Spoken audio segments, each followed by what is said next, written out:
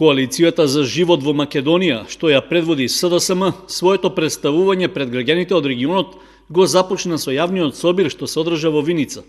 Во салата на Домот на културата Тоша Арсов беа изложени делови од програмата со кои опозицијскиот блок ја бара довербата од гласачите, а се представи и кандидатот за пратеник од општинската организација на СДСМ од Виница Славица Шуманска-Митева. Крајно време е да ја спасиме Македонија од криминалците, на кои им се важни само парите, а не државата. Важни им се спомениците, а не граѓаните. Никој од нив не се грижи за исилувањето на младите. И тоа што од Виница околу 7000 жители заминаа да живеат по странските држави, со надеж за подобар живот. Во Македонија нема услови за пристоен живот.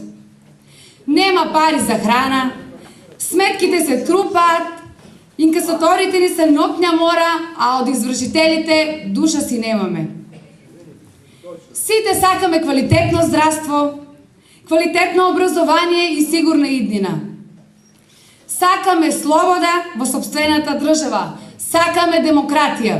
Пред се тоа им го должиме на нашите деца, на кои со гордост еден ден можеме да ја кажеме дека ние сме заслужни што живеат во подобра и посигурна држава. На собирот во Виница исто така зборуваа и кандидатот за пратеник од опозицијската коалиција Благој Бочварски, носителот на листата Љупчо Николовски и лидерот на СДСМ Зоран Заев. Представувањето на коалицијата за живот во Македонија проложи и во Кочани на митингот што се одржа на платото во трговскиот центар. Овде говореа лидерот на кочанските стечајци Ангел Арсов, председателот на партијата за целосна еманципација на ромите Самка Ибраимовски, како и кандидатот за пратеник од Кочани Сашко Костов. Оризопроизводителите се изманипулирани, излажени и крајно деградирани со односот на оваа власт кон нив, па затоа во нашата котлина се најсиромашните земјоделци. Ние се образуваме од ова од корен да го промениме и оризопроизводителите да ги вратиме онаму каде што беа на нивното заслужено место од пред 10 до 20 години. Поради тоа предлагаме низа мерки и тоа зголемување на субвенциите, но и нивна навременна исплата. На присутните граѓани на митингот на опозицијската коалиција во Кочани им се обрати и носителот на листата Љупчо Николовски.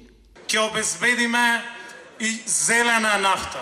Веднаш ќе го донесеме законот со кој што секој оризопроизводител, секој земјоделец од државата ќе добие поевтина нафта од државата. Затоа што не може и Груевскир за Мерцедес од 600.000 евра и земјоделецот за механизацијата да користи иста нафта.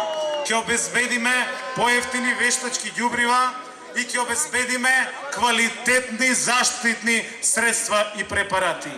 Нашето клучно ветување дека секој земјоделец ќе има поевтино производство.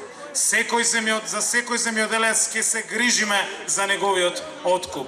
Лидерот на СДСМ Зоран Заев на митингот во Кочани вети дека во идниот парламент коалицијата што тој ја предводи како победничка во првите 100 дена ќе го донесе законот за обештетување на стечајните работници, а зборуваше и за дел од мерките во предизборната програма. Јас ви гарантирам, новата влада ќе донесе закон со кој што на секој граѓанин ќе му врати 15% од данокот на додадена вредност кој што го плаќаме на сите фискални сметки што ги добивате кога купувате и ќе обезбедиме плата плюс во секое семејство во цела Македонија. Ви ветувам, ќе ја вратиме дневната ефтина тарифа на струја и ќе има ефтина струја цел викенд. Зошто не обезбеди праведни јавни давачки за граѓаните, за градинка, за училиште? Се обврзува, кој има помалку, ќе плаќа помалку. Оние со најнизок доход воопшто нема да плаќаат. Зошто блокираше сметки Никола на илјадници граѓани, им натовари извршители, им го загрози левот на децата. За радиодифузна такса, да знаете, ќе ја укинеме радиодифузната такса. Браво! Зошто не обезбеди здравство достапно за сите, туку само скапи приватни клиники за фамилијата. Подавам рака, еве ви е мојата рака. Носам живот за сите граѓани на Република Македонија.